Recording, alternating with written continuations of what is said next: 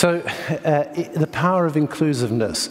Now, if we go back in the world, say, 30 years, we see that there were many signs of opening. Walls were coming down.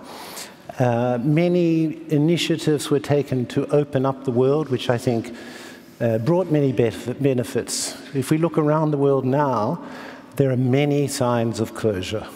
Walls are being constructed. There are many policy measures being taken by many governments, closing borders to persons, closing borders to goods. I wonder if I may ask how you see all this. See,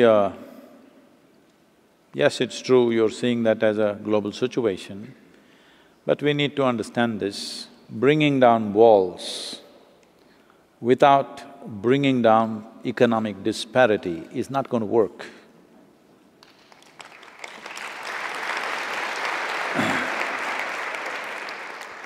When we brought down walls, then itself we should have understood that we must strive to bring down disparity in the world. No man or woman wants to leave their home and go somewhere else to some strange land and live there just for survival. Nobody wants to do that.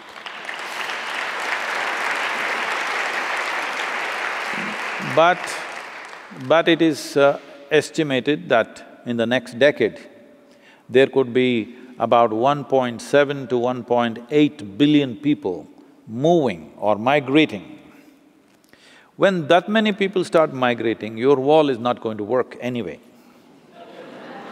Wall will work when they're in a few thousands, maybe a million, but when they go to a billion, your wall is not going to work, it's going to be a tragedy, because now you see a stream of people coming.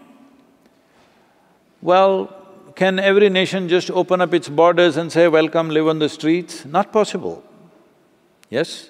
So the thing to do is, which I've been striving to do and I'm failed to do, is in the last 25 years, I've been trying to bring some key people in the world together so that this initially we started as 1%.com, and I try to create a board, and every time we are about to do it, some warlike situation comes and some nations back away and it never happened, all right? The idea was just this: 1% of what we invest in our defense forces, as we call them, arms and armaments, what we invest, if we contribute and we institute a board of people who are from responsible businesses to be given as soft loans to these businesses to start enterprises in impoverished societies where it's not profitable to do business. A business will naturally try to do business where it's most profitable. You cannot ask them to go and do business somewhere in one corner of Asia or Africa because they are looking at their profitability. Essentially, this attitude is because money is expensive. The money is expensive. If you give them a softer money, which is not expensive, for a gestation period of 12 to 20 years and very soft kind of cushion for them to develop an enterprise, develop the talent and create industry and business in impoverished societies, the reason for these people to migrate will go. Instead of making that investment, you invest in putting up walls, you will see walls will work to a certain point.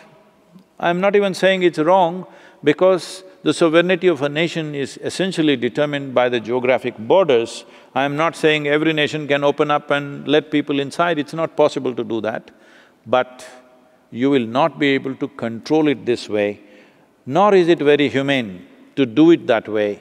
So the only way is, in some way we must see how economic disparity is lowered. We cannot level it absolutely, it's very, very far away, leveling it. But if we strive in the next 10 years, if there's enough investments going into various parts of the world from where people are migrating, if you start businesses there, if you start enterprises there, if you start economic activity there, then the need for them to go elsewhere to make a living could be reduced and migrations could be controlled, because nobody wants to leave their homeland if they can make a living there.